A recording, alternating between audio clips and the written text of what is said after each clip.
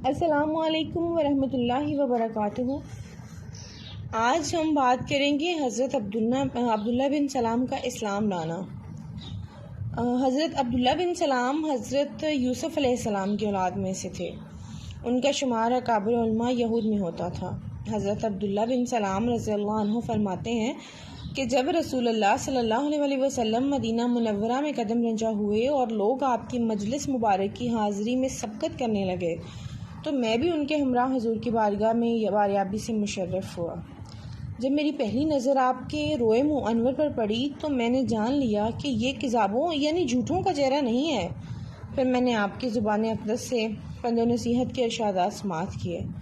بعد اپنے گھر لوٹ آیا۔ آپ کی گفتگو سے میں بہت متاثر ہوا تھا، لہذا دوسری مرتبہ خلوت میں حضور صلی اللہ علیہ وسلم کی خدمت میں حاضری دی۔ اس وقت کی حاضری میں نے عالم و ماکان و مائکون سے 3 ایسے سوالات کیے جس کا جواب نبی کے سوا دوسرا کوئی نہیں دے سکتا تھا۔ جب میں نے اپنے سوالوں کا شافی اور کافی جواب سنا تو بآواز بلند کلمہ شہادت پڑھ کے اسلام میں داخل ہو گیا۔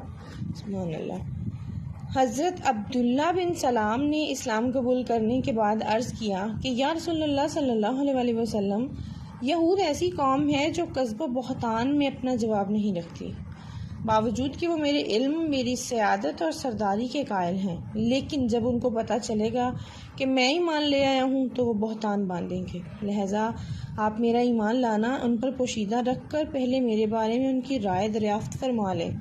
چنانچہ حضور اکرم صلی اللہ علیہ وسلم نے ان کو پوشیدہ مقام میں بٹھا دیا اور یہودیوں کی ایک جماعت کو بلا کر حضرت عبداللہ بن سلام کے متعلق پوچھا کہ وہ کیسے شخص ہیں۔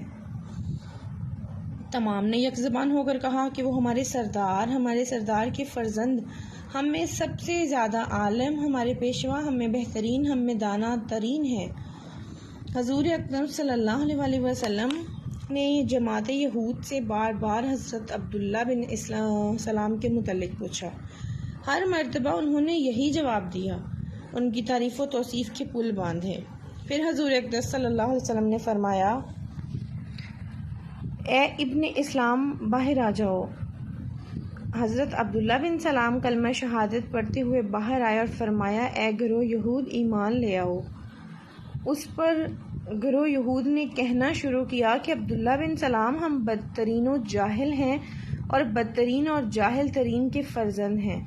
اس کو کہتے ہیں بغض و عناد۔ تھوڑی دیر پہلے جنہوں نے اپنی زبانوں سے ایک مرتبہ نہیں بلکہ کئی مرتبہ جس کی تعریف میں آسمان و زمین کے کلابے ملا دیے تھے، وہی لوگ اسی نشست میں اسی زبانوں سے چند لمحوں بعد حضرت عبداللہ بن سلام کی تذلیل میں آسمان سر پر اٹھا رہے تھے۔ صرف اسلام قبول کرنے کی وجہ سے حضرت عبداللہ بن سلام اپنی قوم کی نظروں میں مدح و ثنا کی بجائے طعن و تشنیع کے مستلزم سزا ہو گئے تھے، لیکن حضرت عبداللہ بن سلام رضی اللہ عنہ نے قوم و یہود کی افطرا پروری سے قطع نظر فرما کر صداقت و حیات سے منحرف نہ ہوئے۔ کیا یہ حضرت عبداللہ بن سلام رضی اللہ عنہ کی گردن پر تلوار کی دھار رکھ کر ایمان لانے پر مجبور کیا گیا تھا؟ ہرگز نہیں، بلکہ ان کو اسلام سے منحرف کرنے کے لیے قوم یہود نے ایڑی چوٹی کا زور لگایا تھا، مگر وہ اپنے مذموم ارادوں میں کامیاب نہ ہو سکے۔ اسلام تلوار سے نہیں پھیلا، البتہ مسلمانوں کو تلوار سے اسلام سے پھرانے کی کوشش کی گئی ہے۔ اگر اسلام تلوار سے پھیلا ہوتا تو